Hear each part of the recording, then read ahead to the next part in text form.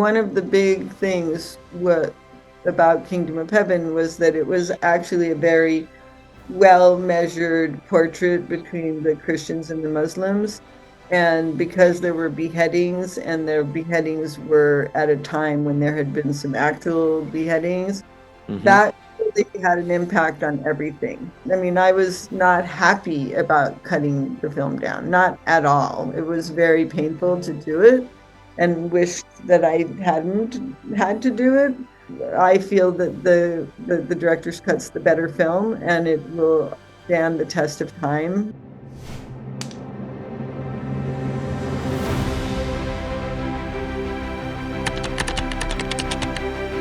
Welcome back, everyone, to another episode of Kingdom of Dreams podcast, The Making of Stories. I'm your host, Jawad Mir. Today, my guest is film editor Dody Dorn. She has worked on some incredible films throughout her career, but today, what we're here to talk about is Kingdom of Heaven, Ridley Scott's film starring Orlando Bloom, Liam Neeson, and a whole wide of other cast. And, Dody talks about how she felt about not cutting the film and a whole lot of other stuff, and also her career. So without further ado, here's my conversation with film editor Dody Dorn. If we can start off with your career, what got you into film or editing or the industry? Just would love to hear the journey that you've made all the way up to now. Okay. Well, it's it's interesting because Los Angeles as a city town, it's a working town for the film industry. And my father was a set builder and had a small shooting stage where a lot of movies were shot and commercials. And I worked there as a switchboard operator when I was in high school. And actually, at that time, thought I was going to be a school teacher, and math was my subject. But once I was working as a switchboard operator, obviously I was introduced to a lot of people and the process of filmmaking. I started looking around for work in the film industry, and I worked as an extra. I worked as a PA. I worked as an assistant to producer. I worked in the art department, assistant props, assistant art directing. I supported myself actually as an extra for an entire year, which I thought was, looking back, was kind of interesting that I was able, because the work is very few and far between. And was casting for extras, also did casting for actual speaking parts. And she started sending me out on these auditions for speaking parts. And I had not only no training, no interest in being an actor at all. And I get in I don't know why I even said yes to going to the auditions. And it's practically get the hook, really bad readings, completely unprepared. And then through one of those, I met a producer who said, "Well, why didn't you tell me? I could have hired you as a production assistant." And he had a small screening room, and I was a projectionist, actually. Mm. Again, how does that happen? So I'm Yeah. handling 35 millimeter, loading up double system and doing all of that. And another friend of mine was working on a movie of the week that I was working on as a PA and an assistant to the producer. And when they um, finished that, it was a movie of the week for Dick Clark Productions. When they finished that, they decided to do a theatrical release, and they brought in a new editor. And the producer asked me if I would like to be the assistant editor, because production was over. They didn't need me anymore. And I said, sure. Again, very cavalier. I'd never done this before. The only thing I had done was handle 35 millimeter. And I took that job. It was a movie of the week called Elvis, starring Kurt Russell, directed by John Carpenter. And the editor was Chris Holmes. And he was sort of stunned when he learned after the fact that I had never been an assistant editor before and was doing all this kind of, you know, on the job training myself. And then I got in the union, and I never looked back. I was an assistant editor for about 4 or 5 years. Then I went into sound. I did sound for 10 or 15 years. And then I decided I wanted to go back into film editing. And it took me about 10 years of working from the bottom. I was making similar salary as a sound that I made as a sound editor, as a picture editor. And that's really the full trajectory as to why I ended up becoming a film editor in my 40s, where because I had a very active and busy career, but it was doing a lot of different things. So, and I feel like I bring all of that to what I do as a film editor, obviously. And I think of sound editing, by the way, is where I really learned how to picture edit because I was recreating, I was both a Foley editor and a dialogue editor and a supervising sound editor and creating the dialogue tracks of what the editor has done. So I'm really looking at how they're expanding and contracting the performances, creating pauses, kind of choosing alternate audio takes and that kind of thing. And then with Foley, I'm really looking at rhythm. So I feel like that was my training ground. That's incredible, and it's so fascinating, you know, to for you to go through all those things because when you're going through all that stuff, you have no idea what you're being set up for. And then when you do get to that point and you look back at it as you just did, it makes perfect sense that where were you were going to what were you being prepared for, right? And doing all those things definitely helps to immensely. So that's really, really cool. I really appreciate you sharing that. Yeah, I think that anytime you're storytelling, the more life experiences you telling stories you're going to be. So I had no idea. I came to working in film from a blue collar perspective. Yeah. I needed a job, I needed to make money, I needed to move out of the house, I had to pay rent, all of those sort of things.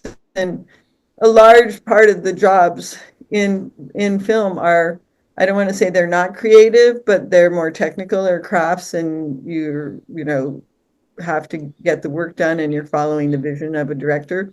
And I feel like I'm just fortunate that I was able to end up here in a creative role.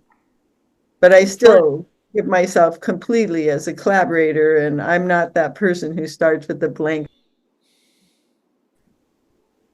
Yeah, I mean, So fortunate is a right word, but it's fun. You know, a lot of people say they're lucky, which I completely agree, right? But at the same time, if you're not trying to make your luck by trying to seize up moments and seek opportunities, then that luck will you not we will not be at the right place at the right time. So you have to at least take that first step, which is not easy for a lot of people. A lot of people don't take that first step, right? Not just in our industry, in any industry. So I think you should just give yourself a little pat on the back because it's not just pure luck. It's also your timing and everything, and obviously you're working hard. thank you. Thanks. I do think of myself as a hard worker, and so do the Yeah. they know I work hard. So now that you have come into the film industry, you know, we'll get to Kingdom of Heaven just very seldom, very, very, very quick. Um, you right off the bat, you do Memento, which is probably, or not right off the bat, but in the early days, you do Memento, which is Christopher Nolan's breakthrough film, and it's probably one of the most weirdest and difficult films to edit in terms of, you know, making sure the story flows backwards. How did you land onto that in terms of meeting Christopher Nolan? And did you know at the time that he was going to be someone that he's become today? Well, my crystal ball was not working right. I didn't really know, but what I do know is that no, I didn't just land on Christopher Nolan and that is how I became a film editor. I had been working as a film editor for 10 plus years Yeah. before I worked with Chris and I was doing it exactly as I described from the bottom up. So I had already Mm. worked with big Hollywood filmmakers and or not just Hollywood, international filmmakers doing sound And I had to find a way to support myself while I was going back to zero because I worked for free as a film editor, and then 50 cents and then $1 and then $10 for 10 years. And that work was below the radar because I was doing short films, films that went to festivals, first feature films for people. And almost all of the films that I was working on were going to film festivals. And I think one of the films I did was for the director Oliver Hirschbiegel, most known for uh, Downfall, the last days Mm, of his in the bunker. right. And I did a film for him called Murderous Decisions. It was shot in English, but we were working in Berlin, and it was a two-channel project. So two films that ran simultaneously on two different TV stations, ARD and ZDF. And that in there wünscht, which means switching is desired. Like, go ahead, switch channels. And it was an early interactive film project where you can choose which character you're going to follow, and Mm, the stories ran in sync with each other. So you were following, you wouldn't lose track if you jump between the two. And it's kind of, when I think of it now, I find it kind of funny because it's really telling the audience, edit your own film. yeah. Like, when you get bored with this one, go to that guy. Maybe that'll. So, and then there were certain sections of the film that were identical. And I think that Oliver hired me because I was doing a lot of many things in sync, was part of something I'd been doing for a long time. So uh, that we were keeping the story and the images in sync, which was different. But I know Chris knew about that project, and he was intrigued by my excitement over doing something that was experimental.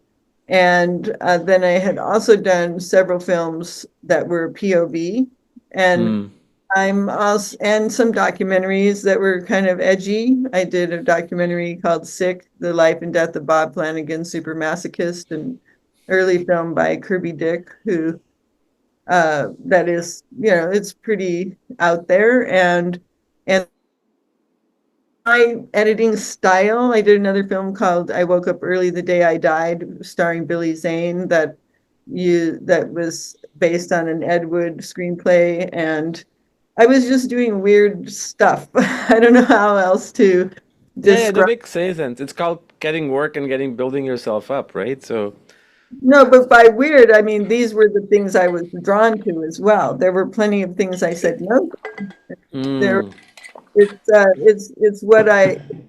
it's what piqued my interest, and I always liked the idea of editing something where the editing is a character. So POV movie, the editing is a character for sure. Um, like I woke up early the day I died, the editing is a character because it's very visible. It's a script that has no dialogue.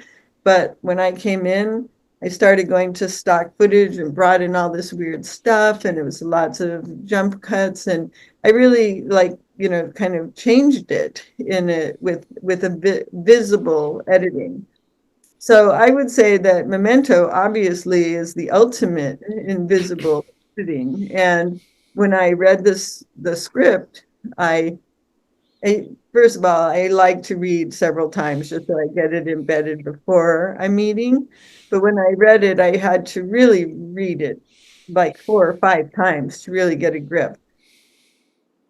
Um, and it's structured in the screenplay. It's not something I invented. It's something that Chris had clearly planned out, and it had a purpose. It had a narrative purpose, which is another thing I really like. I don't like editing just for the heck of it. I don't yeah. like story structures just because you can. I like it when it has a purpose.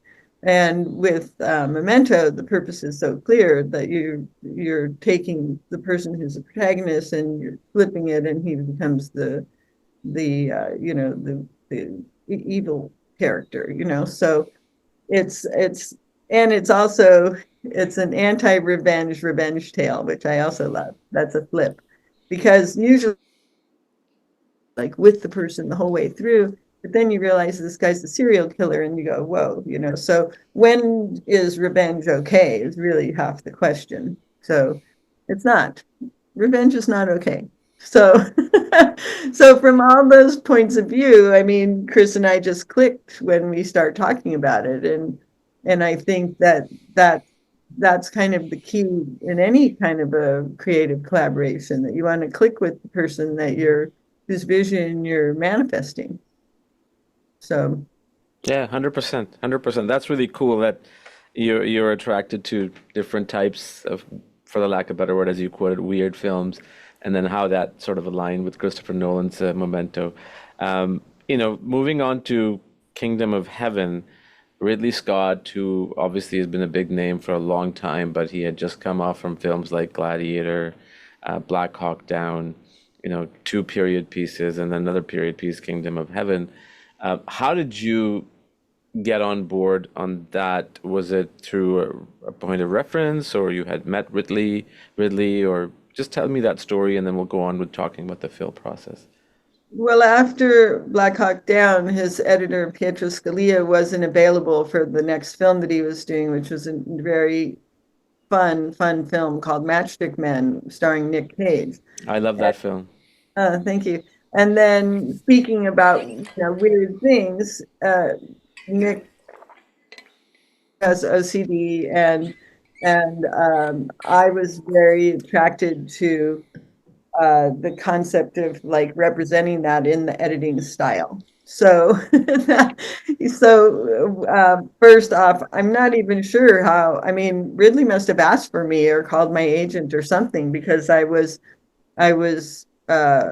finished. I had just finished Insomnia and I didn't know what I was going to do next, and there were some different options. And of course, when Ridley Scott calls, you go with Yes. trepidation and excitement and everything else. And sitting in the lobby waiting, so interesting. There was a script supervisor who was meeting with him. She, the wife of the guy who had the screening room that I was a projectionist at. Oh, wow. That was pretty Oh. funny. So I'm sitting there and she goes in, and when she comes out, she leaves, and I'm still waiting, and I get called. And then it's a long walk across a very big sort of warehouse style, beautiful office, by the way, with cubicles. And I'm thinking, oh my God, I'm going to meet Ridley Scott. I was very relaxed, but then like as I'm walking, I'm like, oh, Mm. my heart starts pounding, and I'm like, I get there. Ridley is such a wonderful, lovely man. We start talking. He had a beautiful glass, um, like an ice bucket, filled with ice, and with the little Coke bottles, the glass Coke bottles that it's an iconic design. He had a Yeah. couple of those in this ice bucket, and he started talking about the design of the bottle and why it was a classic. And I had brought some artwork with me, which was some it was just a little book of Hockney paintings that I thought kind of were invoked in the screenplay by Ted Griffin. Ted and anyway, so I brought that with me, and we just started working right away. I started talking about those images. We started talking about music. He mentioned some things, some different musical ideas, and it just was a collaboration immediately. That's really all I can say. It's very similar to how when I met with Chris, because we Mm. just started working. You know, and if you are there for the work, I think that's what any director wants. They want someone who's there for the work. Right on. That's thank you for sharing that. And it was it a film Well, that wait, you there's one. Oh, sorry, go on. I thought you were Hold on, done. hold Sorry, go. on. Okay, okay. Shh. No, no, I was, but then that little booklet, which was some Hockney paintings, which I gave to Ridley, I didn't know, and I should have, that he went to school. And this, he probably had, like you have your stacks of books, the biggest. prints of Hockney's. It was just I just felt really kind of a little booklet of Hockney paintings, but he was very gracious about the ideas, actually. So anyway. Right. No, that's amazing. And I'm always curious. I mean, I know things with certain directors, it's like on set, at least back in the day in the 90s, early 2000s, maybe even now, but not so much. Were you physically present on the set and were you going through rushes on a regular basis, or was it sort of like halfway afterwards? Yeah, no, I start work usually a week before shooting. I mean, as a pattern, I would say I start I work a week before the shooting starts. I go to the set the first day of shooting so that I can meet all the other HODs. If I can, I'll go to the production meeting that is right before the shoot. If there's a table read, if I'm invited, I'll go to that. If I'm not invited, I ask them to record it because I like to bring it into the Avid. On Memento, I went to the set every day just because Chris and I were watching dailies on DVD at lunch in his trailer. On Insomnia, I went to the set only a couple of times. Again, the first day, and I remember why. I went up to the set one day after there had been an avalanche. But anyway, I and then on that one, I we just saw each other at dailies at night. With Ridley, he likes to watch dailies, so I would watch dailies with him, but I would go to the set again only on the first day because that's my process. I don't really like to go to the set because um, I'm I'm the first audience as far as I'm concerned, and I Mm, don't want to see outside the edges of the frame. And I mm, think that not for everyone, kind of the seeing all the work and effort that goes into something is a distraction from what the audience gets to see. So I want to be the first audience without the a foreknowledge of how hard it was to get something made. Um, I'm cutting right away. I am continuously making any lists or whatever of things that I think might be missing. Some people want to know, some people don't. But I try to keep it on a short list on less than a page. And then that's it. I don't go to the set otherwise. right. Unless there's a unless there's a reason for me to talk to the director, then I'll go. Sure. Makes sense. So, as I was talking in the very beginning of the conversation, Kingdom of Heaven, the theatrical cut was 2.5, and the director's cut is 3 hours and 15 minutes.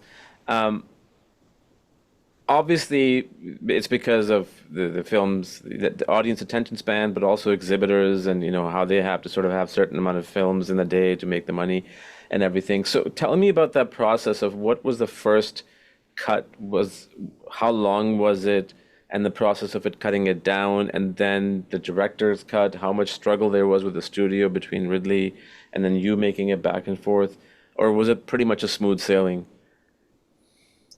Well, it was a massive, I think it was about, in retrospect, it's not that bad, but like 1.2 million feet of film or so. And I did want to mention one time that I had to go to the set there because Mm, I traveled with the production. So I've traveled around from location to location in Spain. And then in Morocco, I was stationed at the hotel where we also had our screening room for dailies. And one day I had to go to the set to talk to Ridley. I can't remember what it was, but it was it was a it was burned into my memory in a kind of a special way because for one, the set was massive and the driver was taking me like through the gates of that we had built for Jerusalem, and then around the back here and past this huge pile of dead horses, dummies, of course. Another pen with all these soldiers' gear. And I mean, it was just section after section of huge, massive amounts of props and sets and wardrobe, plus the actual sets. And then we went all the way around to the back, and then we get to the video village, and Ridley is in the tent. It was a pretty big video village, and he was in there, and I came in, and he sort of clocked that I was there. And then again, so whatever they were shooting, he was like going, look at me and go, like they had five, monitors, like telling me like how he's visualizing it, how it's cutting. And it was so I just loved seeing that in action, because of course when I'm looking at dailies, I'm not seeing the director go like this. Sometimes when we would sit together, he might do that if he was like something that he really liked. But it was so amazing to see that happening in real time. And then I get back in the car and I drive back through all this stuff, and I was sort of floored by this huge giant funnel into my editing room. It was, I was, I mean, of course, I should be aware of this every day, but I'm just working. And just having that one experience driving out to the set and back, I was completely floored. And then when my editing room was uh, in this hotel, and there would be sheets of sand, like kind of sometimes shooting under the bottom of the door because of how windy it was out there. And all the crew members, the DP and the production designer, whoever was coming to the dailies, which was across a corridor, an exterior corridor, where we would watch dailies, they would come in and they were all wrapped. They'd have this much of their face exposed, and they take it off and they're like all dirty and sandy. And again, it's so visceral. It's pretty thrilling. And I think it's really great for editors to be on location. I know this wasn't the question you asked, but that was the beginning. Then we worked for a long time in London. Well, we worked in LA for a little while, and then we worked in London. London, we were kind of left alone, but it was a massive story to tell. And the finished director's cut is very much where we wanted it to land. Business and political pressures to bring it down, and he did, like Ridley often says, he wants to work again. So So, you do what sometimes you feel you have to do, but we always knew that we would have a director's cut. right. That's a great way. That's a great quote. I want to work again because at the end of the day, well, I think most of us learn over time that, oh no, I shouldn't cut this. I'm gonna fight for this, which you should sometimes, but I think sometimes you gotta give in because of what just Ridley said that, you want to work again and you don't want to be in one of those situations. Like I was watching a David Lynch film a couple of days ago, and I mean, I don't know how he got away with studios not cutting down his films, and because they're so long and not, sometimes they get a little bit mundane, but at the end of the day, that's David Lynch. So it's interesting to hear that. Thank you for sharing that. Well, I think that you bring up David Lynch is very important in this discussion, because David Lynch was making his films in a much lower budget range, Yeah, yeah, up to 100 million plus. Then there are different pressures that come to bear.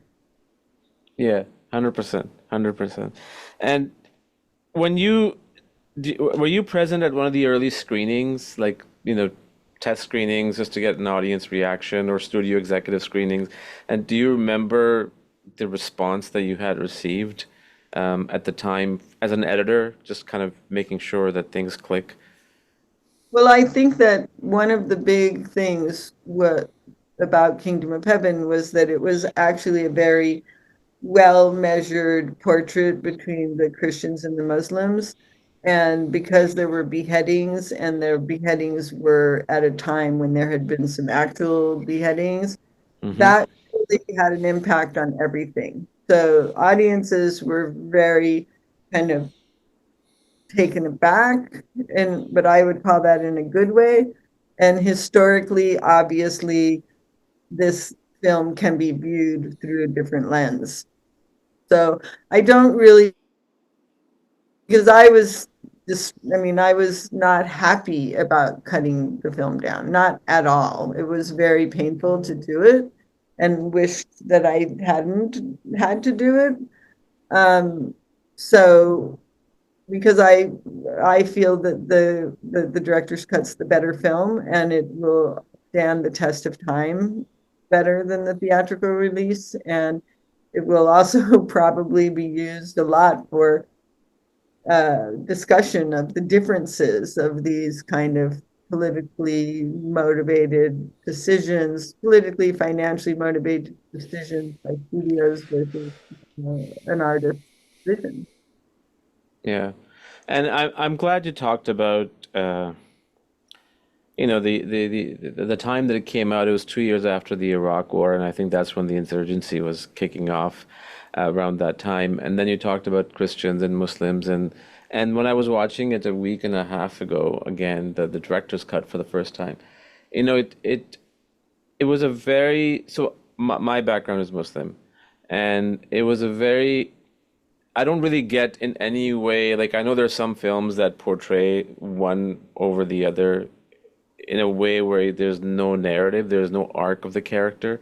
But I really appreciated that in Kingdom of Heaven. And when I saw that again, I remembered that time when I appreciated it at that time too when it came out. Because when it came out around that time, it was very weird days at those times, right? Like there weren't that many films coming out of that kind of nature. So I really appreciated that. And I wish part of me, even though I wish that beheading stuff that you're talking about wasn't cut out, because I think it's okay to have stuff that pushes people to the edge, because then you start questioning stuff. And as an audience, you need to watch that, you need to understand that. But hey, that's just me. Mhm. Well, ultimately, what I is still going back to saying it'll stand the test of time. It's a much more measured, I think it's just a more measured portrayal of forces coming together in a way that allows you to see them both sides as human beings. I couldn't agree more. It's films like that, and some other films, films like Munich. I don't know if you've seen that with Spielberg directed, and a bunch of others, including Schindler's List, I would say, where the antagonist is always given a little bit of more human condition. And I think that's very, very important, because not just from the standpoint of doing the right thing as a storyteller, but also a strong antagonist makes your protagonist stronger, from a storytelling standpoint. So I really appreciate those kind of things, because otherwise it's just like one dimensional, and one guy is beating everybody up and there's no arc to the other antagonist. And so I Kingdom of Heaven, that's one of the reasons I appreciated it when it came out. Mhm. Well, thank you. Yeah. I feel very fortunate to have been a part of the film. And, you Do know, you do you remember the first time it was like, were you at the premiere, or when it was like a theatrical release when you saw it?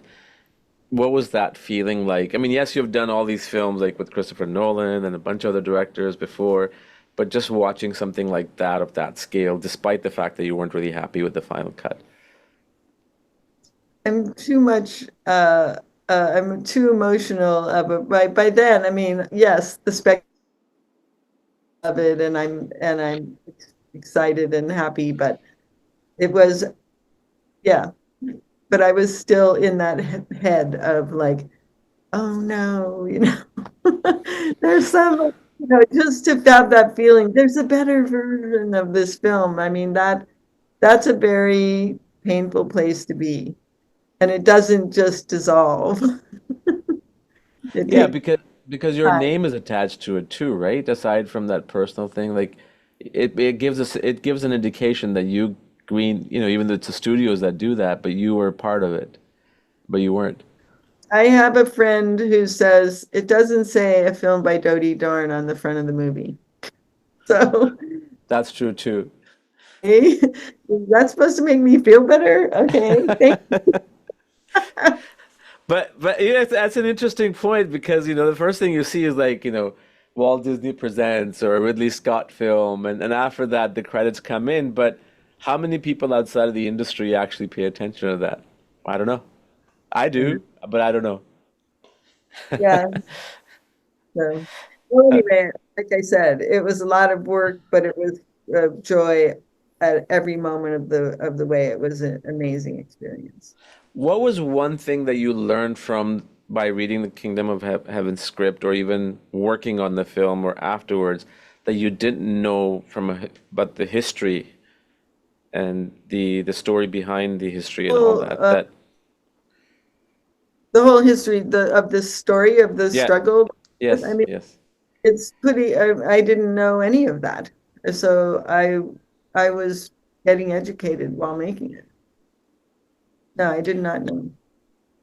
And speaking of that, I always find it interesting because when you as a director, as an editor, as a DP, whatever department you are, majority of the people, especially if it's a historical piece and it's based on true story, we don't know about certain things, or even if it's fiction, like if it's about a certain culture and you get to know. Do you find that much rewarding aside from the work that you're doing, that you're learning about all these different cultures, these different traditions and different stories and history, and how it educates you and maybe even makes you a better human than you were before? Absolutely. I mean, I also have the pleasure of working on Baz Luhrmann's Australia, and I was learning as beside that I had read a lot of books right before shooting, but was learning as we were going about the way that the half-caste indigenous children were being put into schools, and taken from their families. And I was learning that as I'm working on it and then watching a lot of documentaries. They had these kind of government documentaries that showed that happening, trying to put it in a, they almost look like comedy if you look at them now, those little videos or Mm. films that the government made. But it's terrible. They were tearing children from their mother's arms. Yeah, similar stuff happened in Canada too that came into light 5, 6 years ago. I think it was just before COVID or after COVID. I can't remember. Like it became a big news, and there was a lot of documentaries made on that too. Well, But in the United States too. yeah, of But course, of course. that's very so Australia has grappled with their past and sooner than we did here. So it's now coming out in the Americas more. So Yeah. Um, what's on the if there's anything that you are ready to work on just in the near future that you're able to talk about, or are you taking a break, or would you like to work on a documentary? What's your future plans? I'm taking a break. Taking a break. That's nice. I like that you asked that though. Yeah, it's always when you finish something. I just finished a film for Amazon called Mercy, directed by Timur Bekmambetov, and I really love it. It's coming out in January 2026. And right now I'm just kind of, recuperating. Mm, that's awesome. That's good. Would you ever want to do documentaries? Yeah, I do. I've done them before and I would do them again. But that was way different time, right? But now you would do them again. Yeah. Okay. Yeah, to me, like you were saying, if there's like the balancing of a protagonist and the antagonist, the character development, the emotion, all of that, that's what interests me. Well, Amazing. and Yeah. of course, visible editing. And that's very funny because there's been a lot made about how editing is supposed to be invisible, but I'm intrigued by visible editing. What's visible editing? Making sure that you notice the editing Like I cuts. was saying, like I was saying about Matchstick Men, we were really playing with like jump cuts and things to sort of show his OCD character, and it would change over the course of the film. I'm sure that every editor does this too, but I like to articulate it that it's making the editing play a role as a character. And the same thing, like we were talking about with Memento, where the very fact of the restructure, not restructure, but the backward, it's actually backward and forward at the same time. That Mm, your the editing is in a as like a character in the film. That's what I mean.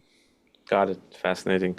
No, that's really cool. Thank you so much for sharing all that wealth of knowledge. I mean, we can talk about so many things for a long time, I'm sure, but I really appreciate your time.